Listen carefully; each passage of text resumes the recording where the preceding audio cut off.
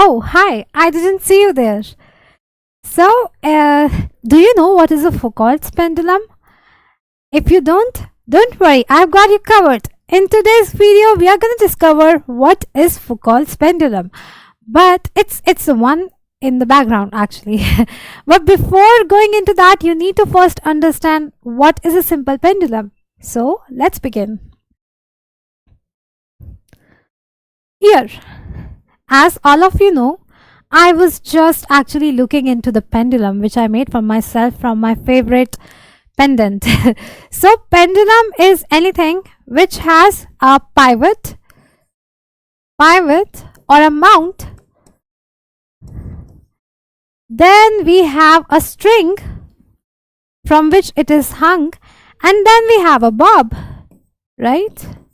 So what happens in a pendulum? That bob goes to and fro about its mean position and it takes oscillations. That simple is it. It is a pendulum. So one very interesting thing about it is that the time period of a pendulum always remains the same. Okay, so it actually depends upon certain factors. So T equals 2 pi under root L over G. Don't get scared with this equation, okay? This is nothing. The L is length of this string, okay? And G, you can remember this as geographical location. So wherever you do this swinging, time period slightly varies depending upon the location where you are observing the oscillations in the pendulum. So, but in a nutshell, it mainly depends upon the length of the pendulum, okay? And it is directly proportional. The longer your pendulum is, longer time it's going to take for its oscillation. So the time period is the time it takes to complete one oscillation, and that is fixed for a simple pendulum. So the time period of a given length, if the length is fixed, and at a given place, if you are performing the experiment at a certain location, the time period is always remains fixed, okay? Change the length, make it slightly smaller or bigger, the time period is going to change, or change the position, perform the experiment somewhere else, time period again could vary, okay? So I hope now you understand what is a simple pendulum, but what is the significance of it? So it's very important. Let's look into that. Remember this guy? We have seen him a lot of time. Yes, Sir Galileo Galilei. It is a legend. It is said that one time he was sitting in the church and he was observing a chandelier hanging on the ceiling, and this chandelier was actually oscillating. Okay, at that time there were no clocks. There were no time measuring devices, but he was a divisive man. He was very intelligent. What he did is that he put a hand on his nerves, on his pulses, and he started to synchronize or count, and he observed that the time period of the oscillation of this chandelier was always fixed, first of all. And as the oscillation damped, for example, yes, even this gets slower and make smaller and smaller arcs, this time period still remains the same. This phenomenon is known as isochronism.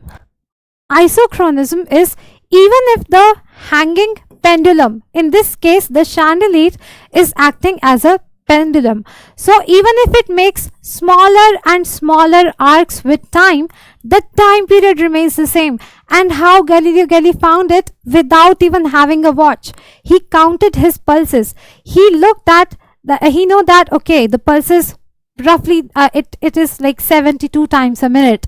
So he actually counted his pulses every single time and verified that the time period of the oscillation of this chandelier remains fixed.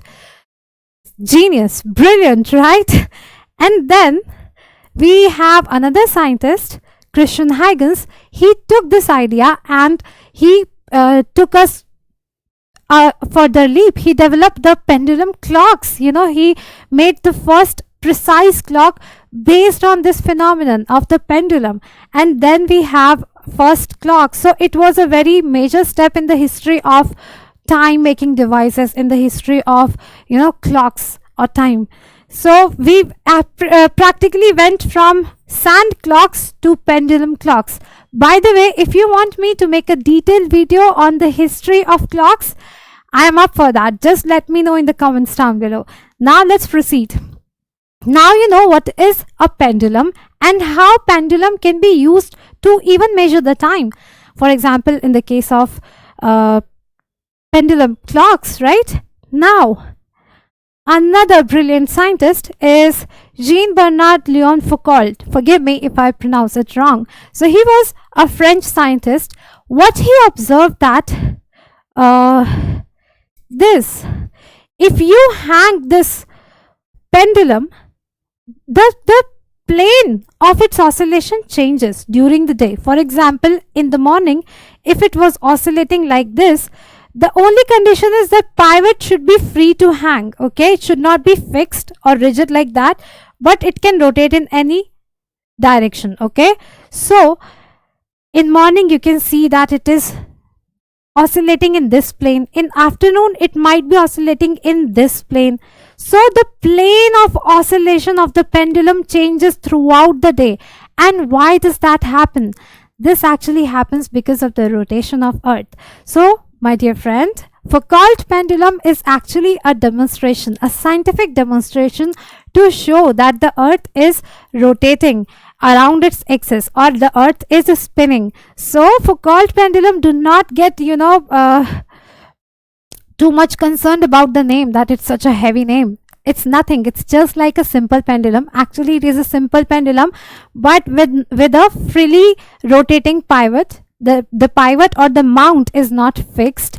So throughout the day, because the Earth has rotated, that's why the plane of oscillation of the pendulum throughout the day changes. And the Foucault pendulum is a visual demonstration that our Earth is spinning around its axis. So it's a very good demonstration. What I like to show my students is this particular photograph.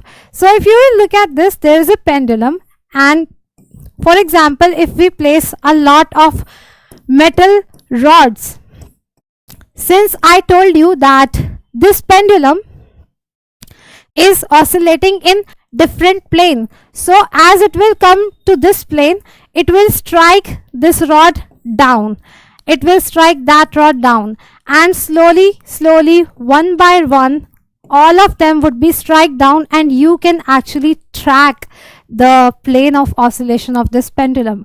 So this kind of pendulum is actually found at so many places. I'm from India. We have one such pendulum in the new Parliament building, and so many astronomical institutes, like one in India, Ayuka, has this in its courtyard also. And all of us know the one in the Pantheon in Paris. So I hope now the Foucault's pendulum is clear to you. So what could be, intimidating by its name could actually be really simple concept.